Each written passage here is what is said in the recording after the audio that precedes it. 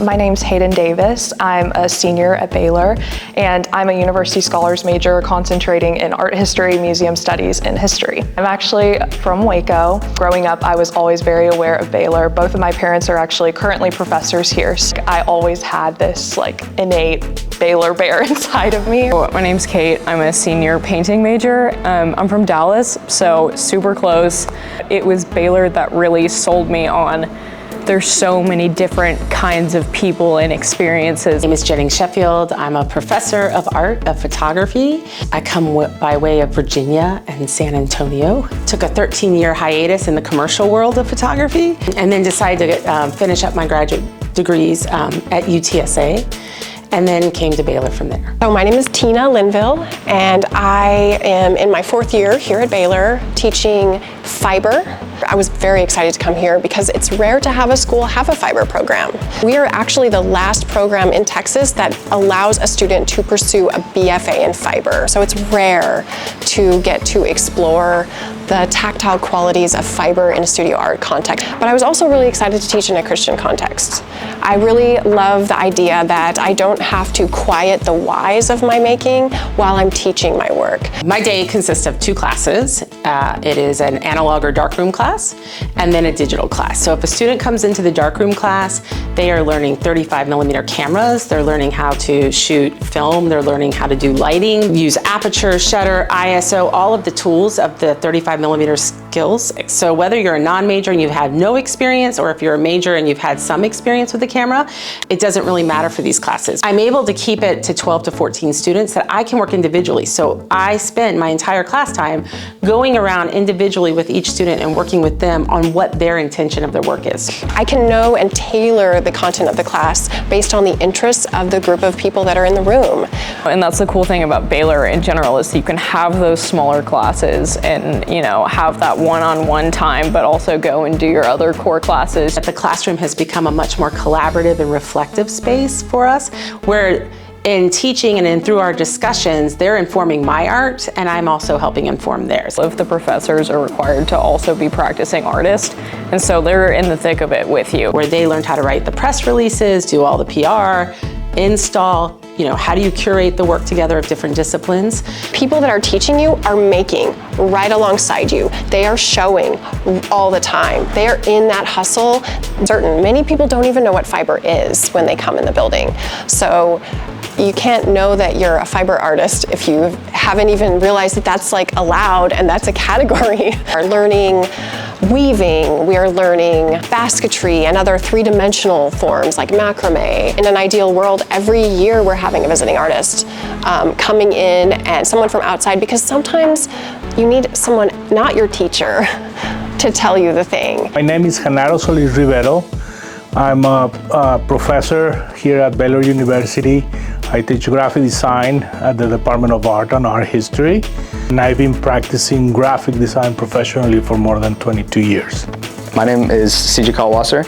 I am in my 5th year here at Baylor. I am a studio art major with a concentration in graphic design. I'm actually from Vancouver, BC.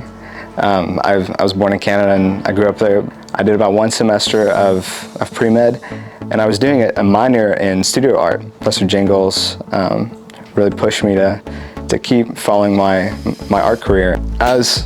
Even as a graphic designer, I am allowed to take all these other forms of art, and so I really enjoy painting, and I've done ceramics and printmaking. It's I'm a painting major, but last semester I was welding, and a semester before that, I was doing wood sculpture, and I've done, film photography. I tell my students, I run my classes as a graphic design studio. My personal approach to graphic design has always been from the communication part. Design is one thing for graphic design, but how coming up with a strong concept is what's really important. Each student will develop between 4 and 5 projects per semester. They ranges from identity design, branding systems, packaging. There definitely was a pretty big learning curve, but because we did have pretty strict deadlines, time restraints, are pretty realistic to like being a designer for like an agency or for a company. We take students to international, national, and regional conferences, and there our students are doing portfolio reviews with professors and curators from other R1 institutions. I have brought to our students that culture of competitions, and they have been recognized by international design publications. There's a big design conference that they have every year, and it's also a competition, so you can submit your work.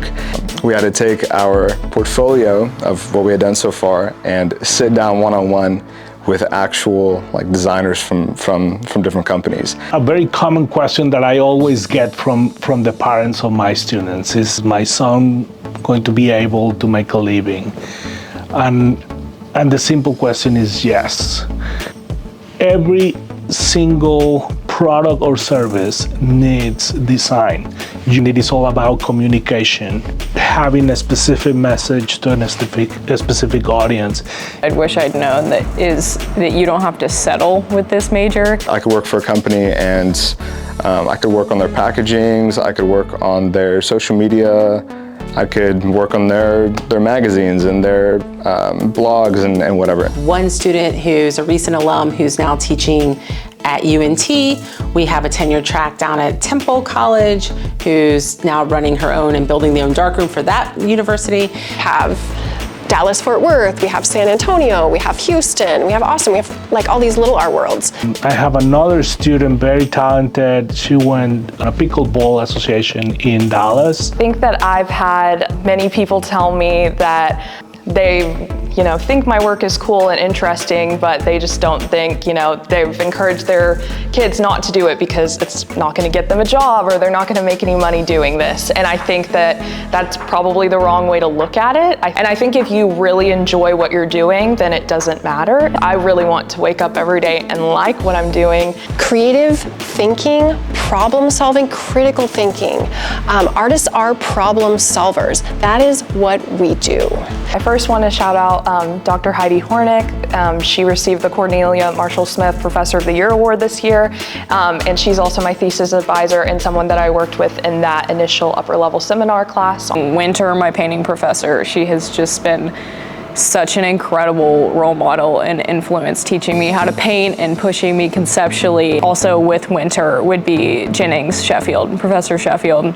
Dr. Geraldine Morrison is also a really great example of someone, her passion for a G in art and art history really inspires me. Definitely Professor Jingles, who encouraged me to pursue my career here. Also Professor Hanar for always being available to joke and to talk about concepts and to really help me see my designs and my work. I think that the students, when they're looking for an art program, really need to find a program that will support them both in their art making but as individuals.